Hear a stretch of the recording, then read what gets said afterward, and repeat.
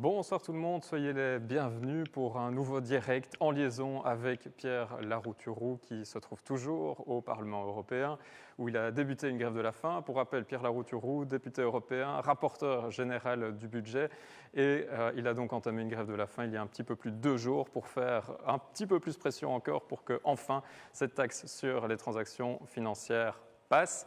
Alors ça aurait pu être, ou ça aurait dû être notre troisième live, c'est notre deuxième. Celui d'hier a été annulé en raison de l'attentat commis à Nice. Et donc, Pierre, tu te joins à moi. C'est impossible de ne pas ouvrir ce live sans avoir une pensée pour les victimes, pour les familles des victimes et pour tous ceux qui, de près ou de loin, sont endeuillés. Pierre. On a tous été sous le choc. Hier, c'était à nouveau l'horreur. C'est pour ça qu'on a annulé toute notre communication hier. C'est aussi pour ça que j'ai choisi un mode d'action non violent. C'est que je pense que la violence ne règle aucun problème et qu'on est tous horrifiés par ce déferlement de violence et qu'il faut qu'on reste unis et qu'on se donne les moyens de lutter radicalement contre ces violences. Voilà, donc. Et malgré tout, on se dit que le combat pour le climat, pour la santé, j'étais hier avec des gens qui travaillent dans les hôpitaux, qui sont à 2 doigts du chaos, on s'est dit qu'il fallait continuer le combat tout en faisant notre deuil et en essayant de réfléchir aux causes et aux moyens de lutter contre cette violence inacceptable. Pour faire notre deuil, Pierre, je ne sais pas ce que tu en penses, je pensais faire quelques secondes, on ne va peut-être pas aller jusqu'à la minute, mais quelques secondes de silence avant de nous replonger dans cette bataille qui nous mobilise pour cette taxe sur les transactions financières. Donc quelques secondes de silence et puis on se replonge dans ce sujet qui nous mobilise.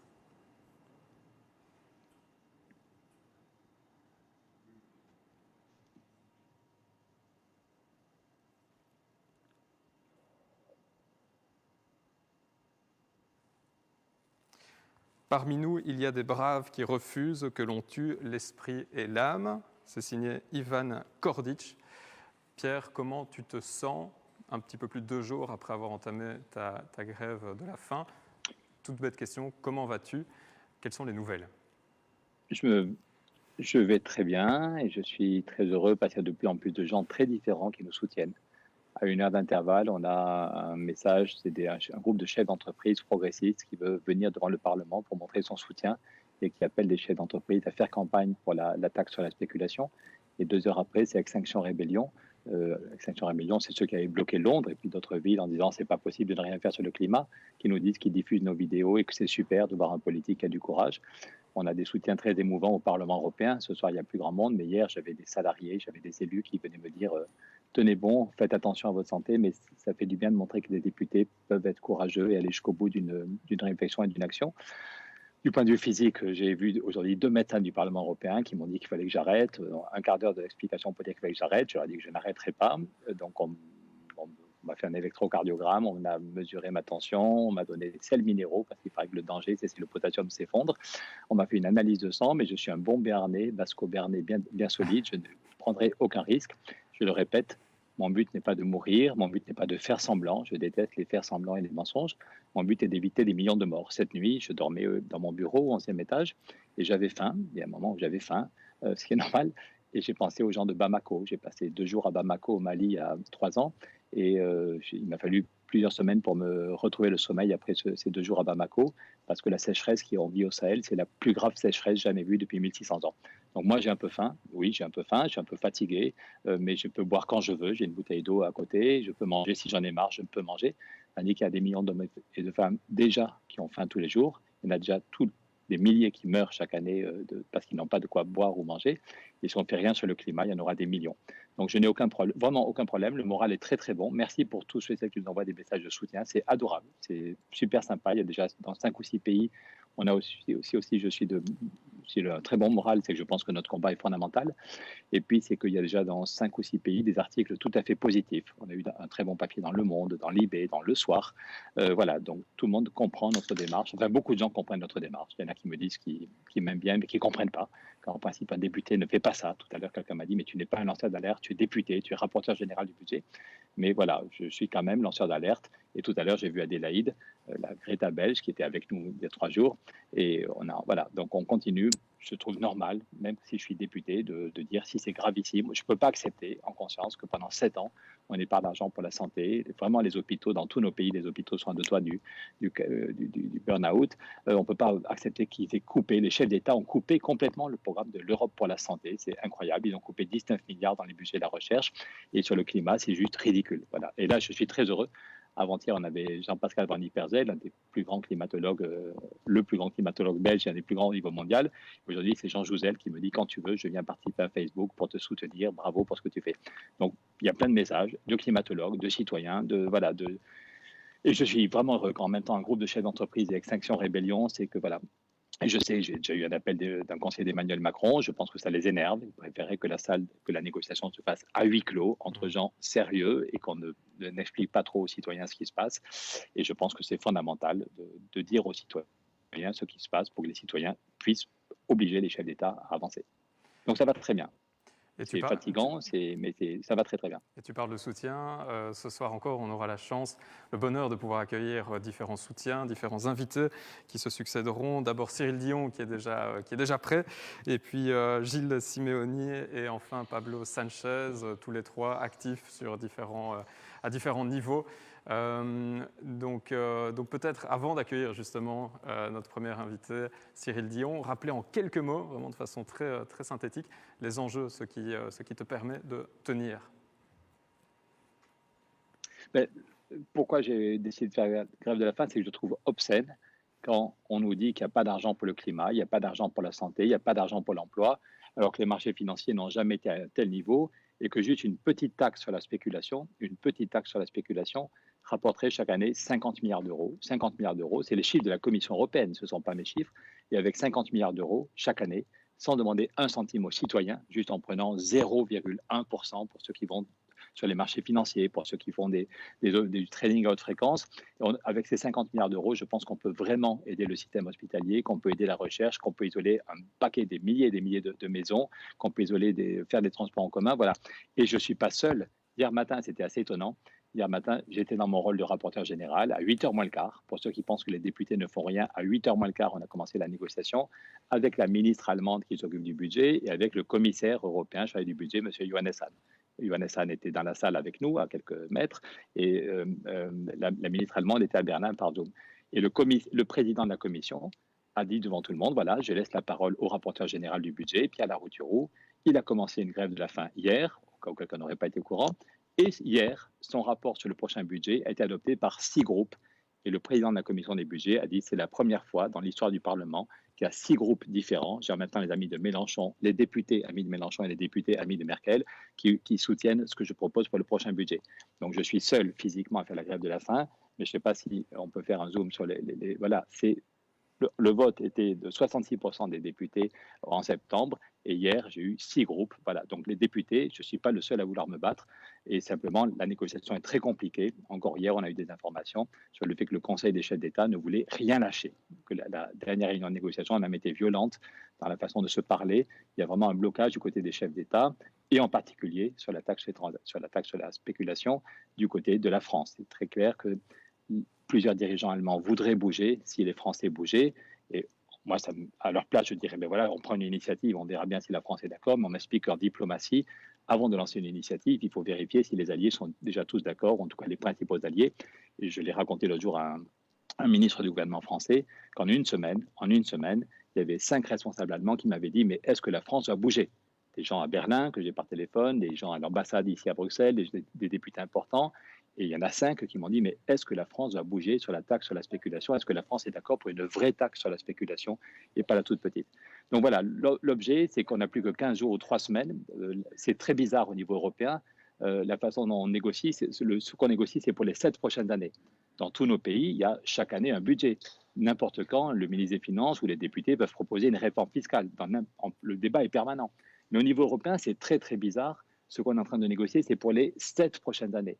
Et est-ce qu'on taxe la spéculation? C'est maintenant qu'on le décide pour les 7 prochaines années. Est-ce qu'on fait un impôt sur les milliardaires? C'est maintenant qu'on le décide pour les 7 prochaines années. Donc si pendant 7 ans, il n'y a pas d'argent pour le climat, ben, c'est foutu. voilà, tout le monde dit qu'on veut avoir des objectifs 2030 très ambitieux, que l'Europe veut sauver la planète, sauver le climat. Mais si concrètement, Nicolas Hulot avait démissionné en France parce qu'il n'avait pas assez d'argent pour isoler les maisons, isoler les frais de transport en commun, Nicolas Hulot vient de m'annoncer qu'il nous soutenait aussi. Dans les prochains jours, on verra comment Nicolas Hulot manifeste son soutien. Mais je suis très heureux que Nicolas nous avait déjà envoyé une vidéo il y a une semaine. Et là, il me redit, tiens bon, et je vais montrer que je te soutiens. Mais donc, Nicolas Hulot avait démissionné. Il avait dit, je voudrais 7 milliards chaque année pour isoler les maisons. On m'a dit que ce n'était pas possible. Et ce qu'on dit, c'est qu'au niveau européen, il y a plein d'argent. La Banque centrale européenne a mis 1300 milliards sur la table, 1300 milliards le 18 juin qu'on a donné aux banques sans aucun contrôle à taux négatif. Donc, est-ce que oui ou non, on utilise autrement l'argent de la Banque centrale? Et même avec juste une petite, voilà, le Parlement propose 5 solutions pour trouver plus d'argent sans taxer les citoyens. On a entendu les Gilets jaunes, on ne va pas taxer les citoyens, mais il faut trouver de l'argent. Donc, le Parlement propose 5 solutions, mais celle qui rapporte le plus, avoir un accord dans le mois qui vient, le but est qu'on ait un accord dans les semaines, ou maximum d'ici le 1er décembre, c'est la taxe de transactions financières. Et c'est une idée très populaire. L'autre jour, Angela Merkel a reçu Greta Thunberg, Adélaïde, Hanouna et Louisa, et elles ont parlé de comment financer le plan climat. Et en Allemagne, 82% des Allemands sont favorables au fait de taxer la spéculation. Donc il y a vraiment un problème. Quand Nicolas Hulot a démissionné, il a dénoncé le lobby des pétroliers qui veulent toujours vendre plus de pétrole. Il a dénoncé le lobby financier. Et c'est pour ça, et le lobby financier, il est très puissant en France comme dans d'autres pays. C'est pour ça qu'il fait un lobby citoyen. Et je suis très heureux de voir tous les citoyens qui rediffusent nos vidéos ou qui font des vidéos ou qui font pour dire, voilà, c'est le moment de taxer la spéculation, non pas pour taxer pour le plaisir de taxer, mais juste, il est normal, en termes de justice fiscale, il est normal de faire payer un peu ce qui ne paye jamais. Il ne paye jamais. Vous et moi, on paye de la TVA, vous et moi, on paye des impôts locaux, des impôts nationaux, et c'est tout à fait normal pour participer au service public et au bon fonctionnement de la nation. Mais il y en a qui ne payent jamais, je l'ai redit avant-hier, mais n'importe qui, même les plus pauvres, en France, ils payent 5,5% de TVA, 5,5% de TVA juste pour manger. Un SDF ou une vieille dame qui vit avec son minimum vieillesse, on leur demande de participer quand même au financement des services publics et ils payent 5,5%, c'est le minimum de TVA. Mais sur les marchés financiers, c'est 0,0%. Donc c'est juste un scandale, c'est juste un scandale. Et donc depuis 9 ans, il y a sur la table une directive. C'est pas moi qui ai eu l'idée, il y en a parmi nous qui se battent depuis 20 ans sur la taxe de transaction financière. Mais déjà en 2011, la commission Barroso, c'est pas l'extrême gauche, avait proposé une directive, vous voyez, 31 pages, tout est prêt techniquement. J'ai remontré hier à la ministre allemande les 1200 pages de l'étude d'impact. Je ne sais pas très écolo, mais j'ai imprimé les 1200 pages. Je lui ai montré à la ministre allemande en disant, Bettina, tout est prêt. Tout est prêt. Qu'est-ce qu'on a? Il n'y a plus que besoin d'une volonté politique. Donc voilà pourquoi j'ai fait cette grève de la faim. C'est pour qu'il y ait un maximum de citoyens qui comprennent. Le virus, là, est en train de on est en train de vivre des situations très, très compliquées. Donc, déjà, le fonctionnement de l'Europe, c'est très compliqué en temps normal. Avec le virus, plus personne ne s'intéresse au fonctionnement européen. Et du coup, un certain nombre de chefs d'État voudraient finir la négociation dès la semaine prochaine. Et tant pis s'il n'y a pas d'argent pour le climat, tant pis s'il n'y a pas d'argent pour la recherche. Et moi, en conscience, je ne peux pas accepter. C'est vraiment un scandale. Et maintenant, je laisse la parole. Si des amis comme Cyril Dion sont là, je ne vais pas les faire attendre. Je suis très heureux d'entendre Cyril. En effet, Cyril est parmi nous. Et merci Pierre. Heureusement que je t'avais dit en quelques mots, hein, vraiment de façon très synthétique. Mais c'est important, tout ce que tu as rappelé. Et puis on sent que ça fédère aussi de plus en plus, que cette idée fait son chemin. Et puis voilà, un fédérateur des consciences parmi nous, Cyril Dion. Merci beaucoup d'avoir accepté l'invitation. Pourquoi c'était important pour vous de venir témoigner, soutenir tant l'action que le message de Pierre Larouturou ce soir? Mais parce que je suis complètement d'accord avec tout ce qu'il vient de dire. Enfin, ce qui est terrible avec la crise climatique, c'est qu'on sait depuis les années 70 à la fois ce qui se passe, à la fois les conséquences que ça va avoir, et à la fois ce qu'il faudrait faire. Ça fait maintenant plus de 40 ans. Donc, qu'est-ce qu'il faut faire pour que, enfin, les responsables politiques décident de prendre les choses à bras-le-corps et arrêtent de se donner un certain nombre d'excuses pour dire que c'est pas le moment. Aujourd'hui, il y a un certain nombre de personnes, dont le gouvernement français, et je suis le premier à le constater puisque j'ai fait partie du groupe qui a initié le projet de la Convention citoyenne, c'est-à-dire une assemblée de citoyens tirés au sort en France qui a travaillé pendant 9 mois pour proposer des solutions qui sont acceptables a priori par l'ensemble de la population française. pour réduire d'au moins 40% nos émissions d'ici à 2030, sachant qu'il faudrait plutôt les réduire de 65%. Et le gouvernement français qui s'était engagé, et particulièrement Emmanuel Macron, qui s'était engagé à reprendre les propositions sans filtre, est en train de détricoter, d'amoindrir ces propositions et de réduire son ambition, ce qui est complètement absurde, puisqu'on sait très bien que la raison pour laquelle cette épidémie est là aujourd'hui, c'est en partie parce qu'on détruit les écosystèmes, donc c'est finalement les mêmes raisons que celles qui nous conduisent à réchauffer le climat, à faire disparaître les espèces. Donc c'est justement le moment d'accélérer. Et justement, à ce moment précis où nos sociétés sont en crise, où des sommes considérables sont mises sur la table pour réorienter, pas pour réorienter pour le moment malheureusement, mais pour sauver l'économie, au lieu de la sauver pour qu'elle soit à l'identique demain, c'est le moment de la réorienter. Donc je pense que Pierre a profondément raison d'engager un rapport de force aujourd'hui, au moment où des décisions fondamentales pour les 7 années qui viennent vont être prises au Parlement européen. Pierre, as-tu envie de rebondir sur ce que vient de...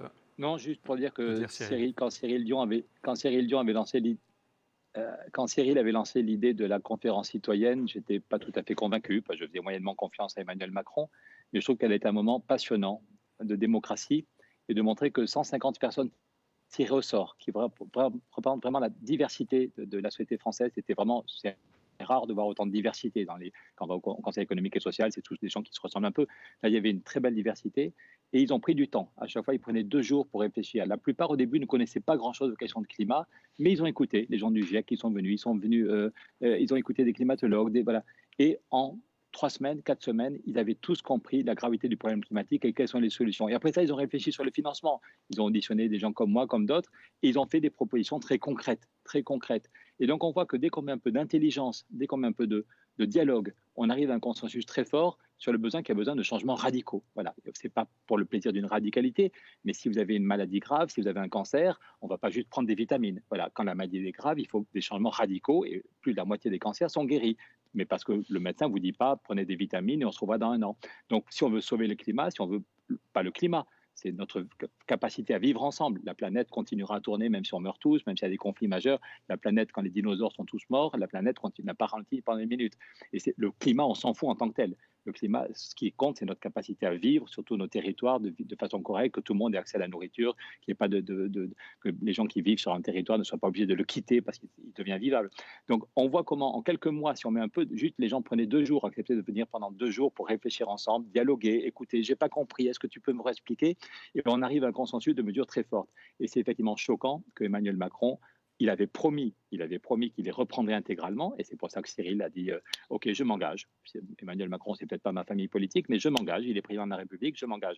Et on voit aujourd'hui qu'Emmanuel Macron détricote la plupart des propositions, dont une qui est très importante. Une des propositions de la Convention citoyenne, c'est dire sur l'isolation des bâtiments, qui est un enjeu fondamental, parce que plus de 40% de l'énergie qu'on consomme, c'est lié aux bâtiments. Nos maisons ne sont pas bien isolées. Quand il fait froid, là, au mois de novembre, on va tous revenir. On met le chauffage à 18 heures, on met la cuisine à faire, on met la télévision. Il y a une quantité d'énergie terrible. Et donc, une des propositions de la conférence citoyenne, c'est dire il faut donner un délai et une contrainte, dire dans 20 ans, toutes les maisons doivent être isolées, toutes les écoles doivent être, toutes les maisons de retraite, les universités. Et tous ceux qui ont réfléchi à la question, honnêtement, disent que oui, il faut une règle du jeu. Sinon, le propriétaire dit c'est pas à moi de payer, le locataire dit ben non, si je pars dans 1 an, c'est pas à moi de payer les travaux, et tout le monde s'en fout et on attend. Donc tous ceux qui ont réfléchi à la question, dans les ONG comme dans le patronat du bâtiment, disent il faut donner une règle. Dans 20 ans, tout le monde doit avoir fait des vrais travaux d'isolation, pas juste changer les fenêtres, des vrais travaux, mais ça n'est pas possible, il n'y a pas de financement. C'est pour ça que Nicolas Hulot voulait des financements. Une vraie isolation, c'est 20 000 euros ou 25 000 euros. On ne va pas demander à chaque famille de trouver 20 000 euros. Donc c'est pour ça que nous, on se bat au niveau européen pour avoir des budgets. Mon but, c'est qu'on puisse rendre obligatoire les travaux d'isolation, mais que chaque famille aura un chèque avec le logo de l'Europe qui dira « je vous paye au moins la moitié de la facture ». simple règle générale, je vous paye la moitié de la facture, et pour les plus modestes, ce sera 90 ou 95%, qui n'est plus qu'un tout petit truc à payer. Comme ça, ils ont vraiment intérêt à faire attention, de ne pas laisser les fenêtres ouvertes, parce qu'ils auront un tout petit emprunt de 10 euros ou 15 euros à rembourser. Mais donc, s'il n'y a pas des subventions, s'il n'y a pas des aides, c'est pareil pour les transports en commun. La plupart des villes ont compris maintenant qu'il fallait faire des pistes cyclables et des transports en commun, mais la plupart des villes n'ont pas beaucoup de marge de manœuvre financière. Donc, quand on se bat pour un budget européen, ce n'est pas pour payer les députés, on est déjà très bien payé, ce n'est pas pour payer les hauts fonctionnaires, c'est pour que l'argent arrive dans les villes et dans les villages. Hier, c'était impressionnant, c'est le directeur général de l'association de tous les maires ruraux de France, qui m'a demandé comment est-ce qu'on peut t'aider. Voilà. Il y a besoin d'argent, c'est au niveau local qu'on voit les problèmes, c'est au niveau local qu'on invente les solutions, mais c'est au niveau local qu'on se tape sur un mur, on ne sait pas comment financer. Donc moi, mon but, et notre but au Parlement européen, c'est d'utiliser autrement l'argent qui existe. Les 1300 milliards de la Banque centrale, pourquoi est-ce qu'ils vont aux banques sans aucun contrôle? Pourquoi est-ce qu'ils ne vont pas dans l'isolation des bâtiments? Quand la boule de neige sur les marchés financiers, chaque année, il y a de plus en plus d'argent. Est-ce qu'on peut prendre 50 milliards chaque année, 50 milliards à la spéculation, pour créer des vrais emplois? Et même du point de vue bêtement économique, c'est ce que disait Jean-Pascal Van Diepersel, un très très grand climatologue avant-hier, même du point de vue bêtement économique, prendre 50 milliards dans la bulle de la spéculation chaque année pour faire des emplois, pour donner du boulot à des gens dans le bâtiment, dans les transports en commun, des chercheurs, des agriculteurs, ça crée du vrai emploi, ça crée de la vraie économie. Quand on dit que rien qu'en France, on peut créer 900 000 emplois, c'est les chiffres de l'ADEME. Rien qu'en France, on peut créer 900 000 emplois. C'est 900 000 personnes qui étaient au chômage ou qui étaient des jeunes à l'université qui cherchaient du boulot. Et ces 900 000, ils vont retrouver un vrai boulot, un boulot utile, un boulot bien payé, un boulot durable. Et c'est des gens qui vont cotiser pour les retraites ou pour l'emploi. J'aimerais qu'Emmanuel Macron accepte aussi un débat sur les retraites. Il y a deux façons d'arriver à l'équilibre des retraites. Soit on rabote tout le monde pour arriver à l'équilibre, soit on crée plus d'emplois avec des gens qui ont un vrai boulot, un vrai salaire et qui cotisent. Mais ce n'est pas le sujet de ce soir. En tout cas, bravo à Cyril pour tout ce qu'il a fait. Son film Demain est absolument génial. Je pense que tout le monde l'a vu, mais sinon, il y en a qui n'ont pas encore vu, ça rend la pêche. On voit tout ce qui bouge déjà et tout ce qui est possible. C'est comme des morceaux d'impulse. On voit vraiment que notre société est possible. Elle est désirable et elle est possible. Et juste, il faut qu'on arrive à faire péter le bouchon des lobbies qui continuent à vouloir garder le vieux monde. Il n'y a pas que les documentaires de Cyril Dion qui filent la pêche, il y a aussi ces récits, ces livres. Et alors là, Cyril, c'est peut-être justement plus à l'artiste que je m'adresse. Comme Pierre parlait de changements radicaux, toi, il y a un changement qui te tient, je pense, à cœur, c'est un changement de majorité culturelle. Est-ce que tu peux un peu développer cette dimension, ce besoin de changement de majorité culturelle, Cyril ? Moi, ça fait des années que je me pose la question de comment on peut avoir un impact fort sur la société. C'est-à-dire que, comme je le disais tout à l'heure, ça fait 40 ans qu'on sait qu'il y a un problème avec le climat et que ça ne bouge pas. Donc, je me suis quand même posé la question de savoir pourquoi. Et je me suis d'autant plus posé la question qu'à force d'aller rencontrer des gens qui font des choses formidables, je me suis rendu compte qu'on savait plus ou moins ce qu'il fallait faire. Donc, à nouveau, pourquoi est-ce qu'on ne le fait pas? Et je pense qu'on ne le fait pas parce que... ce qui constitue et ce qui est au fondement des sociétés humaines, ce sont des récits. Les êtres humains sont une espèce de primates particulière qui, grâce à leur langage particulier, parce que les autres animaux ont aussi des façons de communiquer et un langage, mais nous, notre langage nous permet de partager notre perception de la réalité à travers des histoires, à travers des récits. Et ce que dit par exemple quelqu'un comme Yuval Harari, l'auteur de Sapiens, c'est que plus on est nombreux à adhérer aux mêmes récits, aux mêmes histoires, et plus on est nombreux à adhérer ensuite aux mêmes règles, aux mêmes lois et aux mêmes normes. Et donc finalement, ce qui est à l'origine de systèmes politiques, religieux, économiques, ce sont des récits. Et ce qui est très frappant quand on commence à regarder le monde à travers ce filtre-là, c'est qu'on voit que les règles, par exemple, économiques dont parle Pierre, c'est-à-dire le fait qu'il faut avoir de la croissance économique absolument, parce que sinon il n'y aura pas d'emploi, parce que sinon il n'y aura pas de richesse à partager, les règles de la création monétaire, les règles qui finalement sont invoquées pour ne pas agir parce que, soi-disant, ça n'est pas possible, on voit que ce ne sont que des conventions. Et d'ailleurs, dans un moment comme celui-là, où le coronavirus rebat complètement les cartes de la société, on voit bien que les sommes qui sont investies sont colossales, alors que d'habitude, on nous dit que c'est impossible de mobiliser autant d'argent. Donc, d'une certaine manière, si on ne change pas le récit dans lequel on vit, C'est-à-dire que si on ne pense pas la société autrement que à travers ce filtre de la croissance, je pense qu'on s'en sortira pas. C'est comme si on nageait à contre-courant en permanence. On est dans un fleuve dont le courant est extrêmement fort et les quelques personnes qui essayent de transformer la société nagent contre le courant. Et au bout d'un moment, elles s'épuisent. Donc ce dont on a besoin, c'est de rerouter le fleuve, de le faire aller dans une autre direction. Et ça, c'est le récit. Et donc ça, c'est le combat culturel. C'est transformer nos imaginaires. C'est comprendre que la société pourrait fonctionner différemment. Là, je suis en train de terminer un film qui s'appelle Animal, où on interroge justement notre relation avec le reste des espèces vivantes sur la planète. Et on a interviewé des gens passionnants, notamment un économiste qui s'appelle Éloi Laurent, qui est prof à Sciences Po et à Stanford, et qui nous disait, mais la croissance, ça n'est qu'une médiation. C'est-à-dire qu'on veut la croissance pour ce qu'elle est supposée nous apporter. Aujourd'hui, il se trouve que cette corrélation directe entre la croissance nous apporte des systèmes de santé qui fonctionnent bien, du sens à nos vies, des écosystèmes qui fonctionnent de façon satisfaisante, on ne la voit plus. On a des endroits comme la Californie, par exemple, où il y a 5% de croissance, enfin, en tout cas avant le coronavirus, et pourtant les écosystèmes sont tellement dégradés que ça devient inhabitable. Et pourtant, aux États-Unis, l'espérance de vie baisse. Donc, lui a tendance à dire, on a besoin de transformer nos indicateurs et de se donner, par exemple, des indicateurs de santé. Parce que si on se donne un indicateur de santé, ça nous oblige à avoir des indicateurs économiques à l'intérieur, mais aussi des indicateurs sociaux, mais aussi des indicateurs écologiques, parce qu'on ne peut pas être en bonne santé sur une planète qui devient inhabitable, tout simplement. Donc là, ce qui se joue aujourd'hui, c'est toute une population qui commence à comprendre ça.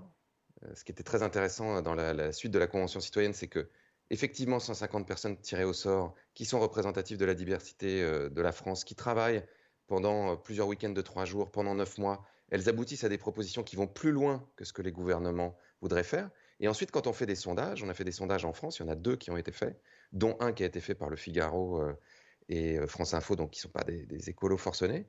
Il y a plus de 60% des personnes interrogées qui se disaient favorables à la mise en place de ces mesures. Donc on voit bien que dans la société, d'une certaine manière, ça a déjà changé. Et la classe politique continue à faire obstruction. Donc à un moment, il faut engager cette épreuve de force pour que ce récit qui existe déjà dans la société, cette nouvelle vision du monde, elle s'incarne dans les structures politiques et économiques. Et je suis d'accord avec ce que vient de dire Pierre, ça va s'incarner dans un premier temps dans l'endroit où on va investir l'argent. Là encore, quand on a interrogé des économistes et quand ils ont auditionné des économistes pour la Convention citoyenne, ils étaient tous très clairs en disant le problème, c'est pas est-ce qu'il y a de l'argent, parce qu'il y a de l'argent, c'est où va cet argent. Et aujourd'hui, cet argent ne va pas au bon endroit.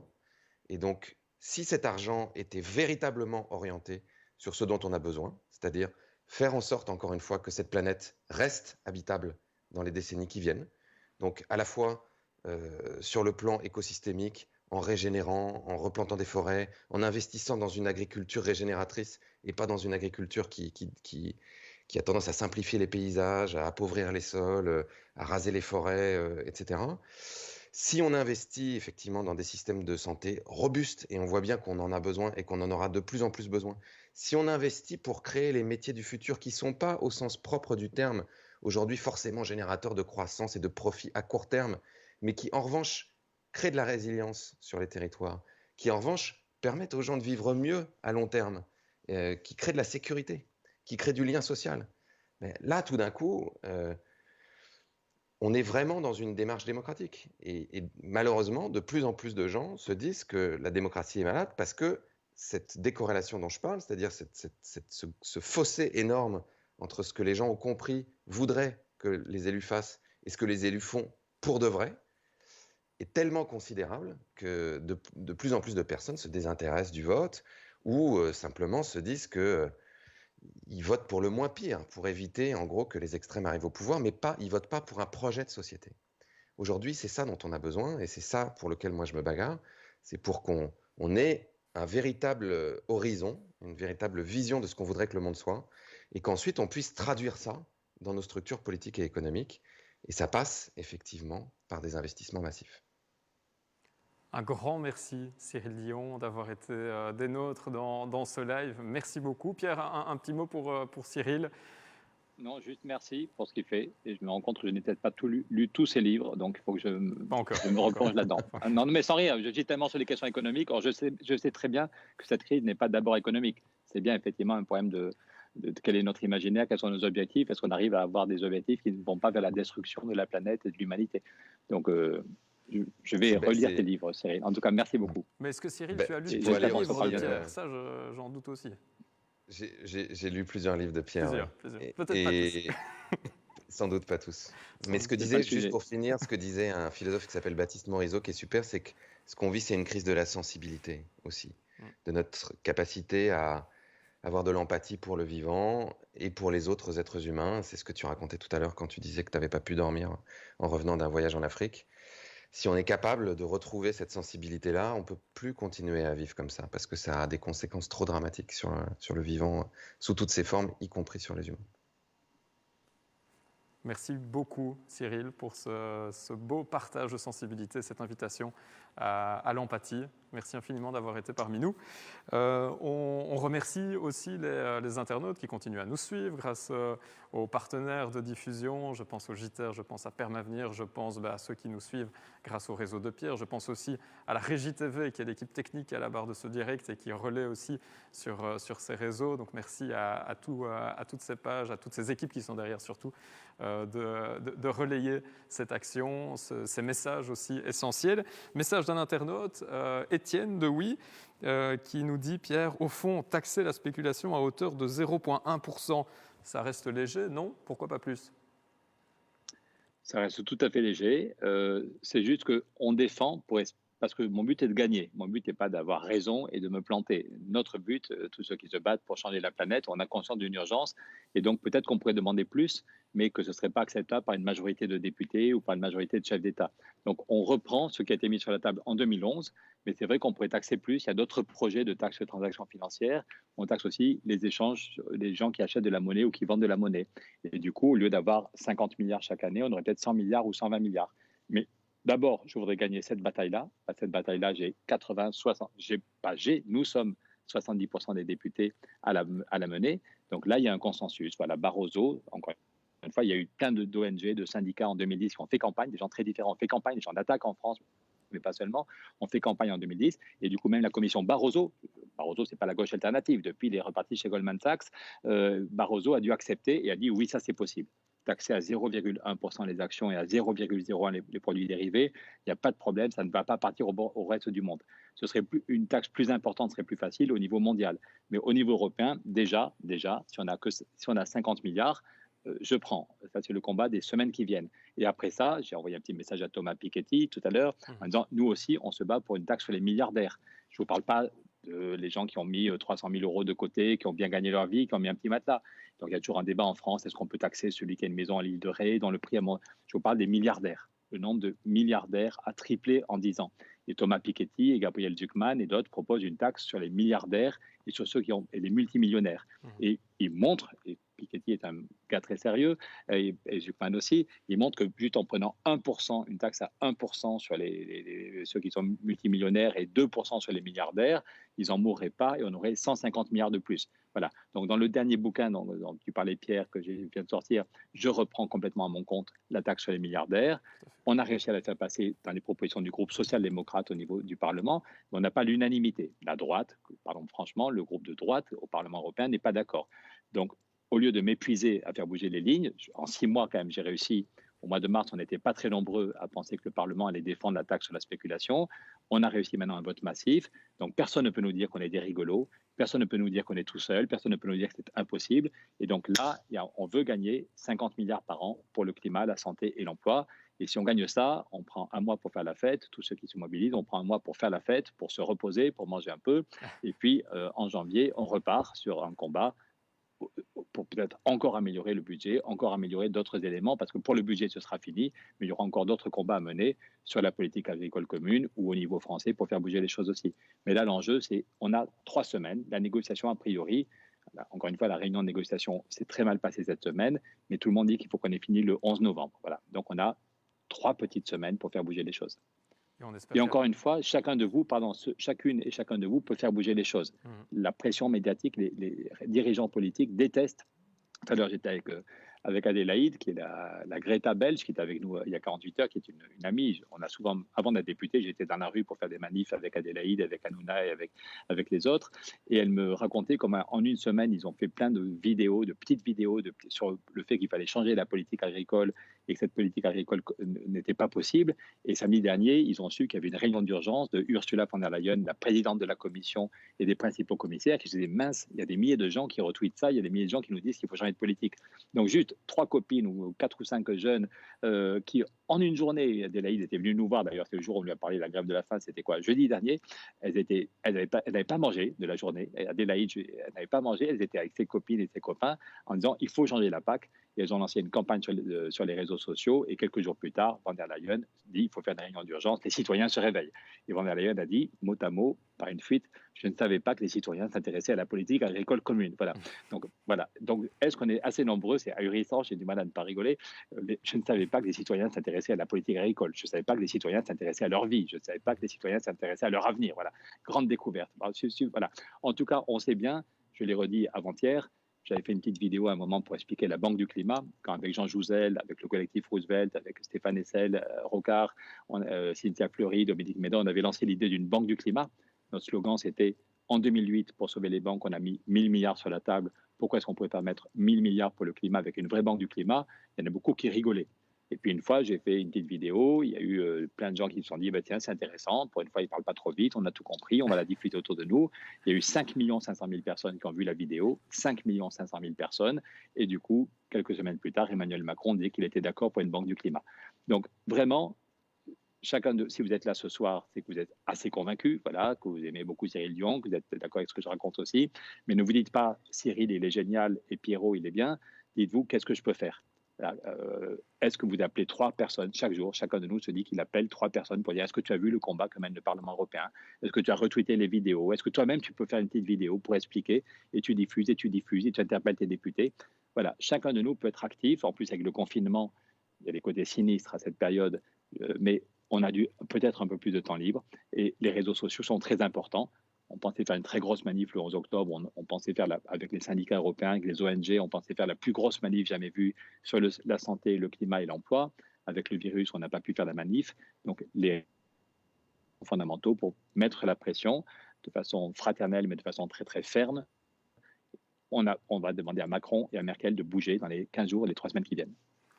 Et toutes les formes de soutien sont les bienvenues, même les plus fantaisistes. On peut se lâcher effectivement dans la production de ces petites vidéos, de ces contenus. Et puis je rappelle aussi ce site taxonlaspéculation.eu qui permet d'interpeller directement son chef de gouvernement pour lui dire que effectivement, il est grand temps que cette taxe sur les transactions financières passe. Alors, on est avec la Corse, je pense. Gilles Simeoni, est-ce que vous nous entendez ? Oui, bonjour, oui, tout à fait. Oui. Bonjour, bienvenue Gilles, président du conseil exécutif de Corse, et je pense très attaché, comme Pierre, à renforcer le sens de l'anticipation dans la prise de décision, de mesures. Oui, bonjour, donc merci de cette invitation. Bonjour à Pierre Larouturou, auquel j'exprime bien évidemment mon soutien. Notre soutien, puisque je parle au nom du Conseil exécutif de Corse et de la collectivité de Corse, et j'en suis certain d'un très grand nombre de Corses. Donc, Pierre, tu as bien sûr tout notre soutien. Que dire? D'abord, je crois que nous avons tous conscience que nous sommes à un point de bascule, de façon générale, et que si nous voulons que le monde d'aujourd'hui et d'après ne soit pas celui d'hier, il faut véritablement que nous nous mobilisions. Lorsqu'un parlementaire, même s'il a une fibre avant tout militante, décide d'aller vers une action qui est quand même une action forte, une grève de la faim, une action citoyenne, c'est bien qu'il sent, et celles et ceux qui le soutiennent avec lui, qu'il est important de faire entendre sa voix au-delà des hémicycles et des cénacles politiques pour retourner vers le peuple dont nous sommes issus et aux côtés duquel nous nous battons. Nous essayons avec humilité, mais détermination de défendre l'intérêt général, de construire une société qui soit une société plus juste, plus solidaire, plus fraternelle. Et donc, bon, il m'a paru naturel aujourd'hui, au-delà de l'amitié qui nous lie, pour des raisons aussi bien humaines que politiques et philosophiques. J'ai écouté tout à l'heure avec beaucoup d'intérêt Cyril Lion. Il m'a paru naturel d'être aujourd'hui avec vous et avec toi pour manifester cette solidarité et pour dire que le combat qui est mené est un combat, à mon avis, qui est juste. Alors, au-delà de la discussion technique, moi je ne suis pas un financier, je suis un citoyen et aujourd'hui un élu qui essaye d'être en cohérence avec des engagements qui m'ont conduit à être engagé d'abord comme syndicaliste étudiant, après comme militant politique et donc aujourd'hui comme responsable. Je pense vraiment qu'il y a un enjeu de justice, alors de justice fiscale, de justice sociale, mais c'est vraiment une vision de la société que nous sommes en train d'essayer de défendre et de promouvoir.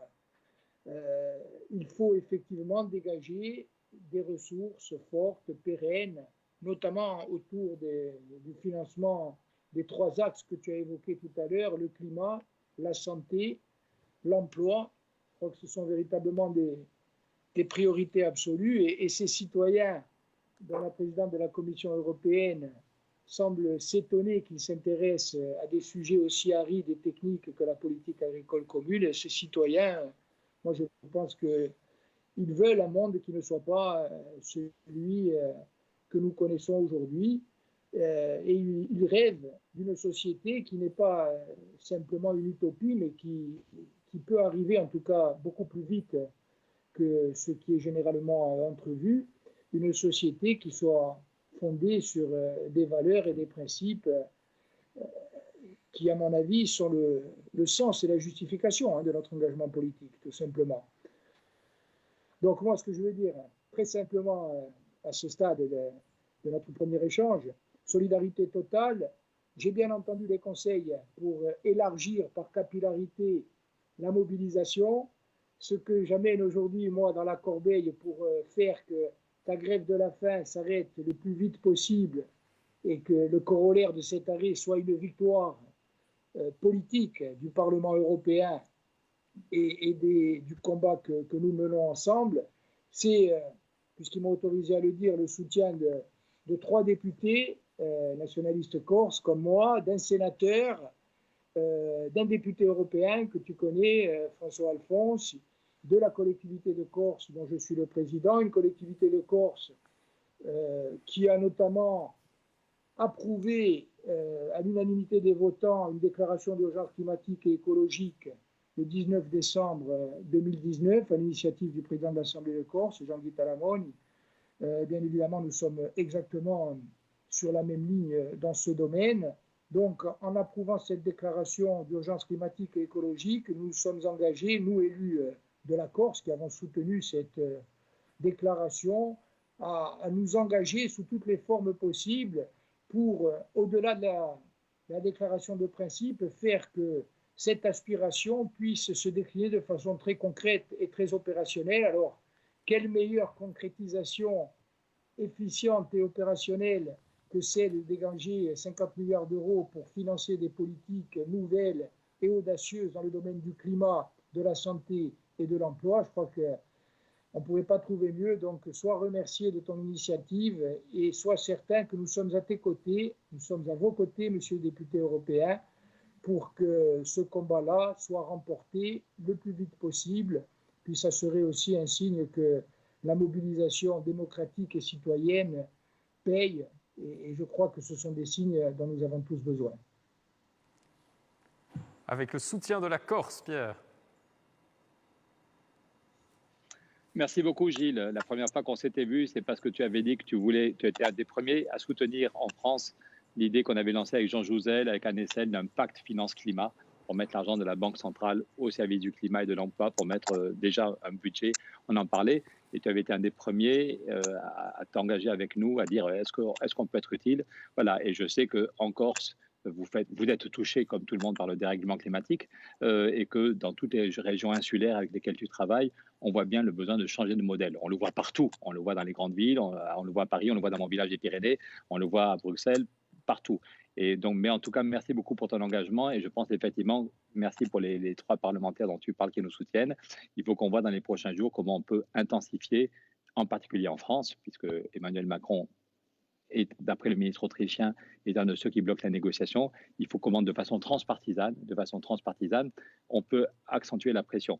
Il y a 2 semaines, j'ai été auditionné à distance à cause du virus par l'Assemblée nationale française, par la Commission des affaires européennes, et même les députés En Marche étaient troublés et me disaient qu'ils allaient passer quelques coups de fil à l'Élysée pour voir si on pouvait faire bouger le président de la République. Bon, on sait qu'on est dans un système, la Ve République, moyennement démocratique. Mais voilà, on va tout faire. On va de façon non violente, mais de façon très ferme pour pousser les chefs d'État au courage et pour pousser le président français à évoluer sur cette question. Merci en tout cas beaucoup, Gilles, et j'espère qu'on se revoit bientôt. Le virus nous complique la vie et j'ai trouvé super sympa. C'est Gilles qui m'a appelé dès qu'il a su que je faisais des grèves de la faim en demandant mais tu as raison, comment est-ce qu'on peut faire pour t'aider? Et je peux vous dire que ça fait du bien, honnêtement, parce que je pense qu'on va me taper un peu dessus, qu'il y en a quelques-uns qui vont me taper dessus, et avoir une telle diversité de soutien, ça fait du bien. Donc c'est un combat commun. Prends soin de toi et à très vite. À très vite, Gilles. Merci je suis beaucoup. costaud, pas de souci. Merci beaucoup d'avoir été parmi nous, Gilles Séméoni, et merci pour votre témoignage. Les questions des internautes se poursuivent. Pierre, j'en ai une ici de Hugues Ouafo, j'espère que je n'écorche pas son nom. Ne serait-il pas temps de se battre pour une baisse réelle de la production tout en défendant un revenu universel, éthique et écologique pour tous, imposé par les banques centrales, que ce soit en Europe ou ailleurs? Pierre. Alors, est-ce qu'il faut se battre pour une décroissance de la production? Il y a une fois où Edgar Morin, j'espère qu'on va trouver une date pour qu'Edgar Morin vienne aussi nous soutenir. On était dans le collectif Roosevelt et Edgar Morin disait qu'il ne croyait plus du tout à la croissance. Et Cyril Dion a dit que cet indicateur ne veut plus rien dire. Le PIB ne veut plus rien dire et de toute façon, il diminue. Edgar Morin dit que l'indicateur de croissance ne veut rien dire. Le PIB, c'est des choses tellement variées, tellement disparates, ça n'a pas de sens. Mais dès que la décroissance en tant que telle non plus n'avait pas de sens et qu'il y a des choses qui doivent croître, les gens qui ont une vie heureuse, équilibrée, les gens qui ont un boulot correct, les gens qui ont accès à la culture, les gens qui ont accès aux loisirs, ça doit croître. Et par contre, ce qui doit non pas seulement décroître, mais s'effondrer, c'est notre consommation d'énergie carbonée en particulier, notre consommation d'anxiolytiques. Ce qui doit décroître, c'est les gens qui ont un boulot, je ne sais pas comment on dit poliment, un boulot nul. C'est les gens qui sont au chômage, les gens qui sont dans la pauvreté, les gens dont la maison n'est pas bien isolée. Là, il commence à faire froid. La Fondation Abbé Pierre, chaque année, je vous conseille de regarder les rapports de la Fondation Abbé Pierre ou ceux qui le peuvent, de regarder par vidéo. Il y a une journée passionnante faite par la Fondation Abbé Pierre sur quel est le problème du mal logement. Et vous et moi, la plupart d'entre nous, on se chauffe bien l'hiver. Il y a des millions de Français qui ne peuvent chauffer qu'une pièce ou qui mettent tellement d'argent dans le chauffage qu'ils n'ont plus d'argent pour la nourriture ou qui doivent faire des économies. Donc, ce qui doit décroître, c'est les gens qui vivent dans des logements mal isolés, c'est des gens dans des logements trop petits, c'est des gens qui sont au chômage. Et globalement, notre politique, je ne sais pas quelle aura la politique qu'on propose, je ne sais pas quel impact elle aura sur le PIB. Je m'en fous. Si pendant quelques années, on met le paquet pour isoler les bâtiments, pour faire des transports en commun, pendant quelques années, le PIB va peut-être un peu augmenter. Mais après ça, le PIB va sans doute diminuer. Si on prend plus jamais l'avion, ou quasiment plus jamais l'avion, si nos maisons sont bien isolées. L'autre jour, j'étais à Grenoble, il y a 1 an et demi, et un monsieur disait, j'habite depuis 15 ans dans ce HLM, depuis 3 ans, on a isolé mon HLM, c'est beaucoup plus confortable, j'ai moins chaud l'été, j'ai moins froid l'hiver et je gagne 800 € chaque année sur mes dépenses de chauffage.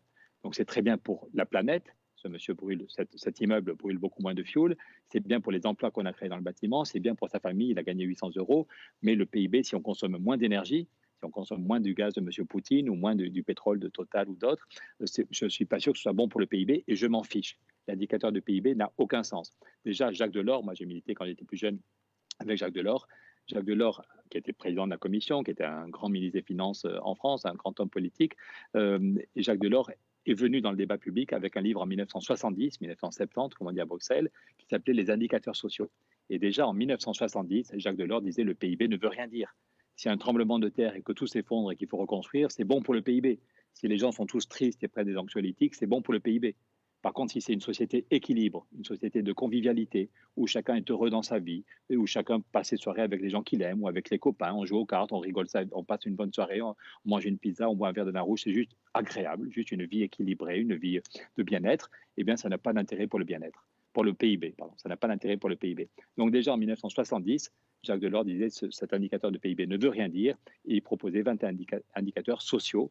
Dans le livre dont parlait Pierre que je viens de sortir, je rappelle les 21 indicateurs sociaux que déjà en 70 proposait Jacques Delors.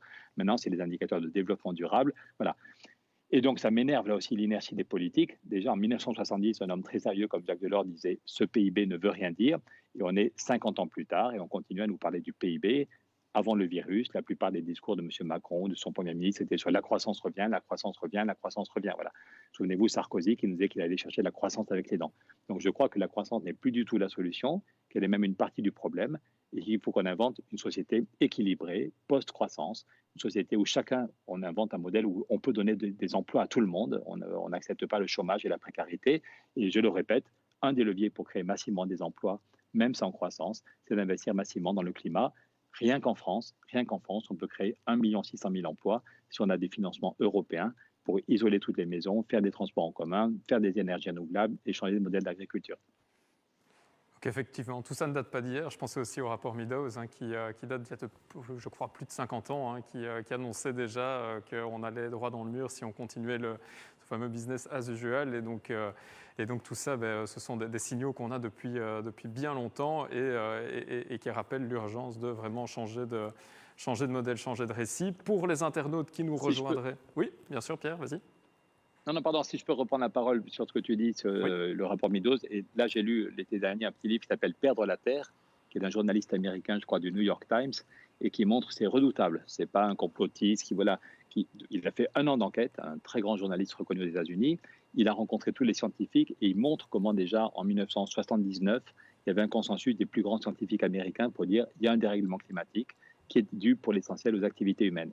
Et le chef scientifique de Kennedy, le chef scientifique de Johnson, des plus grands scientifiques qui avaient passé des week-ends à travailler ensemble et qui avaient rendu un rapport. Ils avaient été auditionnés au Sénat, ils étaient à la une du New York Times, la courbe sur l'évolution de la température était à la une du New York Times. Il y avait un consensus des gens un peu sérieux.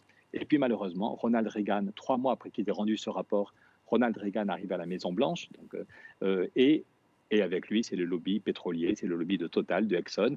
Et pendant 40 ans, on est au début de 1980, pendant 40 ans, le lobby du pétrole a tout fait pour dire peut-être que oui, peut-être que non. Comme avant, il y avait le lobby du tabac qui disait peut-être que le tabac donne des cancers, mais peut-être que non, c'est pas sûr, il faut refaire des études. Voilà.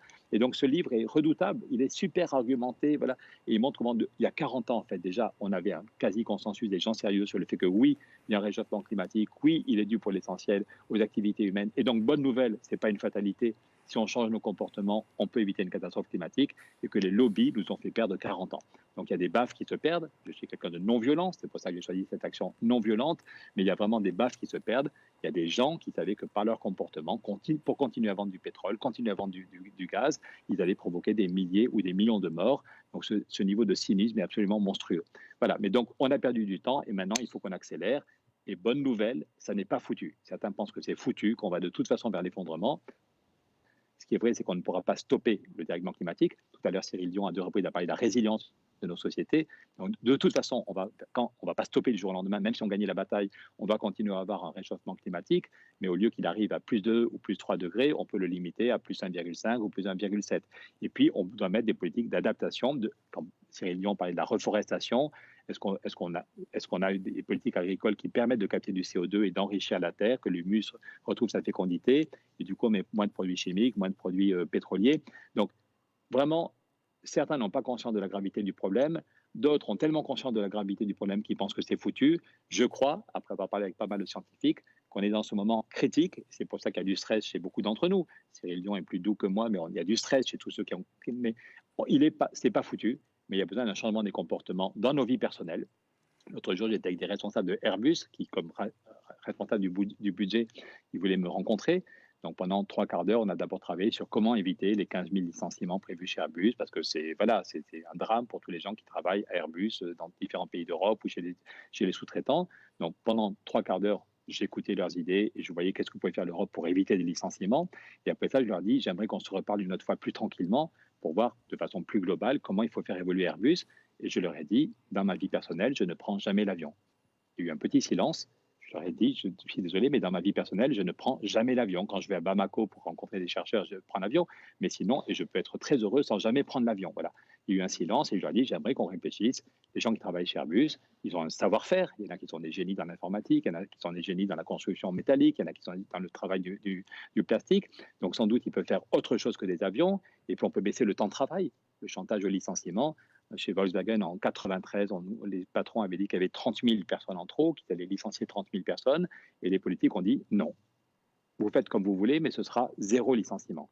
Les politiques ont eu un discours très clair en septembre 1993. Et un mois et demi après, il y avait un accord pour 0 licenciement en passant à la semaine de 28 heures et des poussières. Donc je pense que chacun de nous doit changer son comportement, ne plus prendre l'avion, ne manger beaucoup moins de viande, prendre son vélo, voilà. Et on peut vivre très très bien. Moi j'ai mon vélo à Bruxelles et c'est un plaisir et ça fait du bien. Et puis qu'il faut des changements collectifs. Voilà. Comment éviter les 15 000 licenciements de Airbus à très court terme? Licencier moins, travailler moins pour licencier moins. C'est un système qui existe en Allemagne, qui a été inventé au Canada. Et puis dire, voilà, Airbus, de façon très sereine, a priori, l'avion doit être une exception. Et donc, comment est-ce qu'on fait pour que vous avez un savoir-faire, vous avez des métiers, vous avez tous le droit à un boulot intéressant et bien payé? Comment est-ce qu'en quelques années, on fait cette mutation? Et donc je rappelle aux internautes qui nous rejoindraient en cours de route que nous sommes en liaison avec Pierre Larouturou, eurodéputé, rapporteur général du budget, qui a entamé une grève de la faim il y a un petit peu plus de 2 jours pour faire pression pour que passe enfin cette taxe sur les transactions financières. Et cette taxe sur les transactions financières, elle permettrait entre autres de réinvestir massivement dans les services publics, dans les biens communs. Et pour parler de tout ça, on a le bonheur d'accueillir à présent Pablo Sanchez de l'Union des services publics européens. Bonsoir Pablo. Bonsoir. Bienvenue, un grand merci d'être parmi nous. Pablo, pourquoi c'était important? C'est un peu la question qu'on répète à chaque invité, mais pourquoi c'était important pour toi d'apporter ton témoignage et de venir soutenir le message et l'action menée par Pierre? D'abord, la remercier, pas seulement. C'est important parce qu'on est dans un moment clé dans la négociation du budget. Toutes les cartes sont sur la table, les négociateurs sont en train d'avoir ces réunions. Et c'est ces moments dans la politique européenne où normalement tout passe derrière les lumières des caméras. Du coup, c'est très bien de mettre la lumière sur ce type de négociations. C'est très bien de faire un point comme vous faites ici ce soir. Et c'est très bien d'essayer de mobiliser le plus grand nombre des citoyens, des travailleurs, des personnes pour qu'ils disent ce qu'ils veulent. Un des problèmes de la politique européenne, c'est que on reçoit des informations un peu comme des petits flashs, et puis beaucoup de gens ils ont du mal à suivre. Pierre, pour rebondir sur cette première intervention de Pablo? Oui, Pablo est un syndicaliste. C'est lui qui avait lancé, la première fois qu'on s'est vu avec Pablo, c'est qu'il avait lancé l'initiative citoyenne sur l'eau, pour dire que l'eau n'est pas quelque chose qu'on vend et qu'on achète, sur lequel on peut spéculer. Et Pablo avait fait un énorme boulot avec un ou deux copains. Il avait fait un travail de folie. Il avait fait le tour de tous les pays d'Europe pour voir tous les élus locaux, les syndicalistes, tous ceux et celles qui veulent une eau potable et pas trop chère. Et Pablo avait été le premier à réussir une initiative citoyenne. Mais hélas, derrière, on a bien vu qu'il y a quand même des lobbies qui ont bloqué les réformes que vous proposiez. Et donc, Pablo est en même temps engagé sur le terrain. Puis hier, on était ensemble avec Pablo. Il y avait quelques dizaines de personnes, de docteurs, d'infirmières, de gens qui travaillent dans les systèmes de santé, qui disent qu'ils n'en peuvent plus, que les hôpitaux, déjà il y a 1 an en France, les urgences étaient en grève. Déjà avant le virus, les urgences étaient en grève et les médecins de toute sensibilité politique disaient c'est pas possible de travailler dans ces conditions. On a besoin d'argent pour l'hôpital. Ça fait 20 ans qu'on nous dit qu'on peut faire mieux avec moins, mais ce discours, bien sûr qu'on peut s'améliorer, mais moi ça m'avait choqué il y a quelques années. La patronne des hôpitaux de Paris, Madame Wallenberg,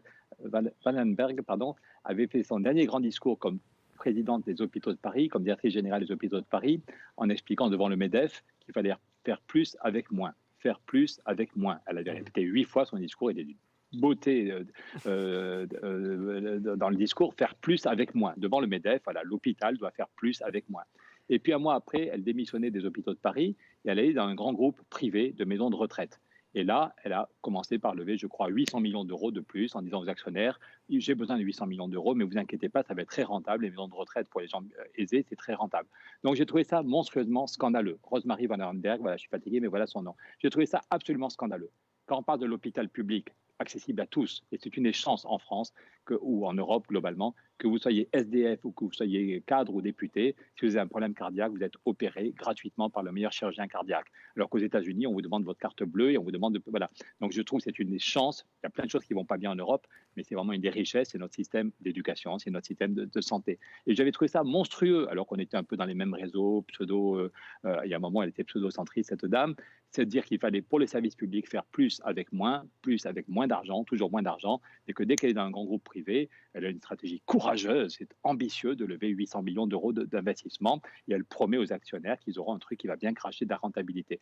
Donc je trouve ça, moi je ne sais pas comment elle peut se regarder dans la glace, et donc hier, j'étais, puisque Pablo m'avait invité, j'étais il y avait d'autres députés qui étaient avec moi et qui disaient aux infirmières, aux médecins, aux aides-soignants, tenez bon, merci pour ce que vous faites. Je ne sais pas comment vous faites pour tenir bon, mais oui, on va se battre de façon non violente, mais on ne va pas lâcher le morceau pour que vous ayez plus d'argent pour les hôpitaux, pour la recherche, pour la santé, pour que les vaccins soient accessibles à tous. Voilà, s'il y a un vaccin contre le Covid-19, il faut qu'il soit accessible à tous en Europe et dans le reste du monde.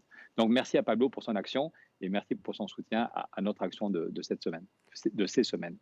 Et ce que tu dis, Pierre, me fait penser à une réflexion qu'on a reçue de la part de Valérie, qui habite à Héron et qui est scénologue au CHU de Liège. Elle dit ceci: nos soins de santé sont parmi les meilleurs d'Europe et pourtant c'est un colosse au pied d'argile, de plus en plus fragilisé par les stratégies mises en place par les gouvernements successifs. Donc elle parle aussi avec son regard de médecin au niveau belge. Est-ce que, Pablo, c'est un constat que tu partages ? Oui, la situation sanitaire en Europe, elle est catastrophique. Ça fait, les systèmes sanitaires ont souffert pendant 20 ans. Je parle des dernières 20 ans.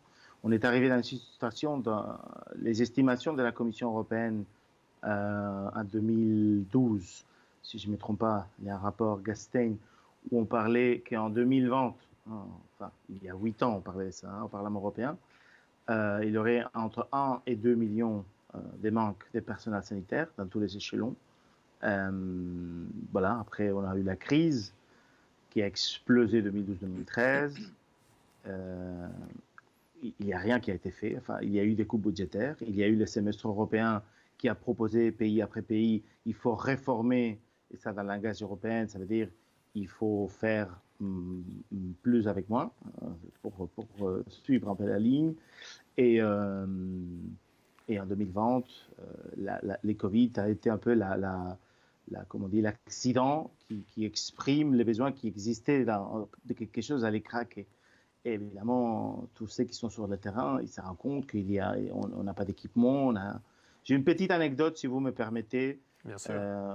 Parce que travailler sur les demandes de la santé, nous, la Fédération syndicale européenne des services publics, et puis en anglais, travaille sur plusieurs domaines. Pierre l'a dit, sur l'eau, sur l'électricité, sur l'administration publique. On travaille beaucoup sur la taxation, je vais revenir aussi. Mais vous avez saisi, moi je suis espagnol, et j'ai eu la possibilité de travailler avec les infirmières qui ont traité les 2 cas, les 1 cas, parce que l'autre c'était quelqu'un qui était infecté en Afrique, d'Ebola en Europe. Et c'était à Madrid, c'était un des les plus grands hôpitaux du nord de Madrid. Et on les a amenés à Bruxelles, on les a organisé en rencontre avec des responsables de la Commission et des eurodéputés, les rapporteurs pour les rapports sur l'Ebola, qui étaient un luxembourgeois. Et elles expliquaient qu'il n'y avait pas de protocole. On avait cette regard, l'Ebola, c'est pour les Africains, très méprisant. À Madrid, il y avait vraiment entre droite et extrême droite. Mais quand elles, parce que c'était des femmes, dans la santé, c'est un secteur où 80-85% de tous ceux qui travaillent sont des femmes, regardaient les images de comment les gens travaillaient en Afrique. Ils avaient honte de dire on est censé être un pays du premier monde, et on voit qu'eux, ils ont l'équipement de protection, nous on n'a pas, qu'eux, ils ont des protocoles de sécurité, nous on n'a pas. On a eu un seul cas d'Ebola, on a eu beaucoup de chance parce que Voilà, ils ont su fermer ça très vite, mais on n'était pas prêt. Et on n'était pas prêt, pas parce que cette virus elle est particulièrement hostile et difficile à comprendre, et il est hostile et difficile à comprendre, mais le terrain il est tout à fait abonné pour que ce type de choses arrivent, parce que les systèmes de santé sont déglingués un peu partout en Europe. Je mets un exemple d'aujourd'hui, enfin, d'hier matin, pendant qu'on faisait l'action à Bruxelles pour demander au Conseil de ne pas faire de pas continuer la politique d'austérité qui mène depuis une décennie. C'est l'hôpital en Croatie qui est censé centraliser les patients Covid. Son fournisseur pharmaceutique, il a dit qu'il allait plus livrer les médicaments parce que l'État, il a une dette de 1 million de Florent, enfin, je me souviens plus, c'était 280 000 euros de dette de l'État à l'entreprise, et il dit qu'il ne livre plus. C'est une dette anecdotique. Et dans une situation d'urgence, sincèrement, si vous me demandez à moi, Pablo, ça, c'est pas la position de PSU, mais enfin, on saisit l'entreprise pharmaceutique, on la réquisitionne et on distribue une planification de besoins de ces médicaments. Mais ils font de chantage. Ils font de chantage parce qu'ils ont la capacité de faire de chantage au gouvernement. Et les gouvernements, ils disent oui à ce chantage. Et ça, il faut que ça change. Il faut que ça change en expliquant ce type de choses avec ce type de programme. Voilà. Pierre, par rapport à ce témoignage de Pablo ? D'accord à 100%. D'accord à 100%. Je racontais hier devant les syndicalistes médicaux que déjà il y a 30 ans, j'étais avec ma maman à l'hôpital. Ma maman avait un cancer et déjà il y a 30 ans, j'étais frappé par la compétence des infirmières et des médecins, par leur dévouement, par leur gentillesse. Mais déjà il y a 30 ans, les infirmières n'en pouvaient plus parce qu'elles étaient pas assez nombreuses. Pour ce que la nuit, il y avait une infirmière pour 20 ou 30 lits. Voilà. Et donc, quand quelqu'un est malade, l'infirmière doit courir. Et, enfin, déjà, il y a 30 ans, les médecins faisaient des erreurs médicales parce qu'ils n'avaient pas le temps de réfléchir et qu'ils avaient trop de choses à faire. Déjà, il y a 30 ans. Et ça s'est aggravé. Et donc, c'est juste un scandale. S'il n'y avait pas les moyens, s'il n'y avait pas d'argent disponible, on pourrait dire c'est dommage. Voilà, mais il faut se sacrifier. Mais la bonne nouvelle, c'est qu'il y a de l'argent. Encore une fois, il y a de l'argent disponible. Le nombre de milliardaires a triplé en 10 ans. Je n'ai rien contre les milliardaires, mais c'est normal qu'ils participent. Tout à l'heure, on était avec une amie de Greta Thunberg qui m'a dit que Greta avait reçu un prix par un groupe de milliardaires qui veulent faire bouger les choses dans le bon sens et qui plaident pour une taxation des milliardaires. Les milliardaires disent on est très riches, mais on devrait participer. Et chacun peut le faire avec sa fondation, mais s'il n'y a pas un impôt, ça reste marginal. Voilà. Donc il y a un besoin de justice fiscale. Moi, je suis élu au nom de Nouvelle Donne. Si je suis arrivé au Parlement européen, c'est un rassemblement où il y a Nouvelle Donne. On s'inspire du Roosevelt, du New Deal de Roosevelt. Du New Deal en 1933, quand Roosevelt arrive aux États-Unis, il y avait une crise terrible depuis 1929. Il y avait des millions de chômeurs, des millions de pauvres, des paysans qui mouraient de faim, qui n'arrivaient plus à vivre. Et Roosevelt a une volonté, sa boussole, c'est la dignité humaine. Ce n'est pas le PIB, c'est la dignité humaine. Et Roosevelt se dit qu'il veut créer des millions d'emplois, qu'il veut aider les agriculteurs. Il va tripler le budget. Et il crée une taxe sur les millionnaires, et il crée un impôt fédéral sur les bénéfices, parce que tout le monde baissait l'impôt sur les bénéfices, le Texas baissait l'impôt, parce que la Floride avait baissé l'impôt. Et en quelques mois, alors qu'il est plutôt jeune et qu'il est paralysé, en quelques mois, Roosevelt fait passer 15 réformes. Le New Deal de Roosevelt, c'est 15 réformes, et il crée des millions d'emplois, et il redonne espoir aux gens. Et alors qu'au même moment, l'Europe allait vers la barbarie. Donc Roosevelt n'a pas tué les banquiers, mais il a imposé des taxes aux banquiers. Il a fait la séparation des banques pour casser la spéculation. Et les banquiers étaient furieux. Il a expliqué que Roosevelt était un communiste. Quand on a créé le collectif Roosevelt chez Stéphane Hessel en 2012, le petit-fils de Roosevelt était là, Curtis Roosevelt. Il se trouve que comme ses parents venaient de divorcer, Curtis était élevé à la Maison-Blanche par Franklin Roosevelt et par son épouse.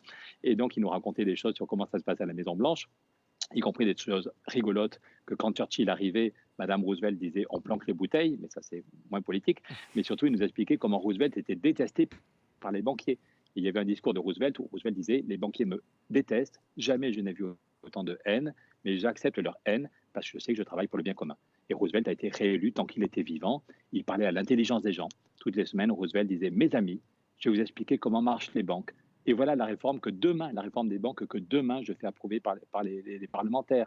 Et, mes amis, je vais vous expliquer pourquoi le revenu des paysans a tellement diminué. Et demain, je vais demander au Congrès d'approuver une réforme des marchés agricoles pour que les paysans puissent travailler correctement. Et en 3 mois, il fait passer 15 réformes qui changent la vie quotidienne des gens et qui montrent qu'un espoir est possible. Et 2 ans plus tard, il a la modestie de dire que ce qu'il a fait ne suffit pas, qu'il faut un deuxième New Deal. Donc voilà un homme qui mise sur l'intelligence des gens, sa boussole, c'est la dignité de tous, et qui est capable, parce qu'il veut les moyens, il veut tripler le budget, il veut créer des millions d'emplois, il est capable de se prendre de front les banquiers et les milliardaires qui le détestent, qui disent qu'il va tuer l'Amérique. Et au contraire, Roosevelt a sauvé l'Amérique au moment où l'Europe allait vers la barbarie. 1933, c'est l'arrivée des nazis au pouvoir. La crise était plus grave aux États-Unis. Mais Roosevelt, ce n'était pas un magicien, il n'a pas tout réussi, mais Roosevelt a sauvé la cohésion sociale et la démocratie, alors que les dirigeants européens faisaient plein de réunions, se prenaient tous pour des génies, mais l'Europe roule vers la barbarie. Donc je pense qu'il faut qu'on soit capable de savoir que la barbarie est possible. Hier, ça m'a vraiment impressionné. J'étais donc en commission des budgets, je négociais comme rapporteur du budget. Nous avions un trilogue, comme on dit, avec la ministre allemande qui négocie et avec le commissaire chargé du budget, le commissaire européen chargé du budget. Et mon voisin, le président de la commission, qui est pourtant un homme très à droite, a fait un discours très intéressant. Donc, Johan van Overveld, qui était ministre des Finances belge il y a 5 ans, et il a dit, il y a 5 ans, j'étais ministre des Finances et je faisais 90%, 90% de Smith, un classique, et seulement 10% de Keynes. Voilà. Il dit, quand j'étais ministre des Finances, je faisais des règles classiques. Et il dit maintenant, si on a encore l'œil rivé sur des règles classiques, sur la mesure des déficits, on va revivre les drames des années 30. L'ancien ministre des Finances belge, très très libéral, disait si on ne change pas radicalement notre façon de faire, on va revivre l'horreur des années 30. Et je crois qu'il a raison. Si on a une flambée du chômage, une flambée de la précarité, si notre système hospitalier s'effondre parce qu'ils n'en peuvent plus, les infirmières et les médecins, j'ai des amis qui sont infirmières ou des amis qui sont médecins, je ne sais pas comment ils font pour tenir. Nous, les députés qui travaillons sur le budget, on est crevés, mais je ne sais pas comment font tenir les infirmières et les médecins. Donc il est fondamental qu'ils tiennent bon dans les semaines qui viennent et les mois, mais il est fondamental qu'on leur donne des conditions de travail, qu'on embauche des gens, qu'on ait des salaires corrects. Donc, ce n'est pas pour du budget. Le budget, ça paraît techno. Il n'y a pas beaucoup de députés qui viennent en commission des budgets parce qu'ils ont peur que ce soit trop techno. Mais le budget, ce n'est pas un truc techno. On veut de l'argent pour les hôpitaux, on veut de l'argent pour la recherche, on veut de l'argent pour des vaccins, on veut de l'argent pour transformer le modèle d'agriculture, on veut de l'argent pour isoler toutes les maisons et gagner la bataille du climat et de l'emploi. Donc, ce n'est pas du tout un truc techno, c'est un combat vital. La question est, est-ce que l'Europe est au service des banques et des actionnaires et des milliardaires, ou est-ce que l'Europe est le bon niveau pour mettre tout cet argent au service de la vie, au service des services publics, au service de la santé, au service du climat? C'est ça la question fondamentale. Et derrière, on parle de technique, on parle d'une directive pour taxer la spéculation. Mais le choix fondamental, c'est un choix d'éthique, c'est un choix de valeur. Est-ce que l'Europe est au service des banquiers et des milliardaires, ou est-ce que l'Europe est au service du bien commun? Et ça se décide pour une grande part dans les 3 semaines qui viennent. Au service du bien commun et puis au service de tous ces acteurs, ces actrices de terrain qui se retrouvent en première ligne effectivement pour faire en sorte d'améliorer la situation au quotidien. Pablo, avant de te quitter et de te remercier encore pour ta venue dans ce direct, quel serait ton appel finalement aux dirigeants européens? Pour répéter ce que Pierre vient de dire, il y a une grosse colère dans la société. Aujourd'hui, les chiffres de la Confédération européenne des syndicats disaient que sans la politique des soutiens à l'emploi, tout ce qui est les chômages techniques, tout ça, on ne serait pas à 16 millions de chômeurs, on serait à 30 millions de chômeurs. Et maintenant, la rumeur qui court, c'est qu'on va commencer à couper toutes ces aides, parce que ça a déjà coûté beaucoup, c'est 6 mois, on n'a pas d'argent, etc. Voilà. Je voulais seulement illustrer avec des chiffres. Pierre parlait tout à l'heure des bénéfices des grands groupes, des multinationales, dans l'occurrence des multinationales françaises dans les soins de santé. Il y en a 2, je vais mettre des noms, on négocie avec eux. Il y a un qui on a signé un accord qui s'appelle Corian, et un autre qu'on n'a pas signé un accord. Il ne veut pas un accord d'entreprise européen qui n'est pas non plus du bolchevisme, hein. C'est vraiment avoir un dialogue avec l'entreprise à l'échelle de tous les pays où elle est implantée, qui est Orpea. Et en 2019, les deux ensemble, ils ont fait, 5,6 et 3,1, ça fait presque 10 milliards de bénéfices.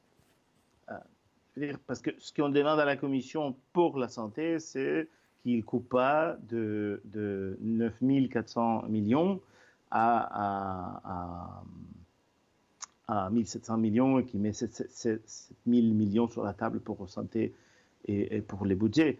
Et cet argent, on peut les trouver. On peut les trouver en luttant contre les spéculations, on peut lutter, on peut les les trouver en luttant contre la fraude fiscale, on peut les trouver en luttant contre les paradis fiscaux, etc.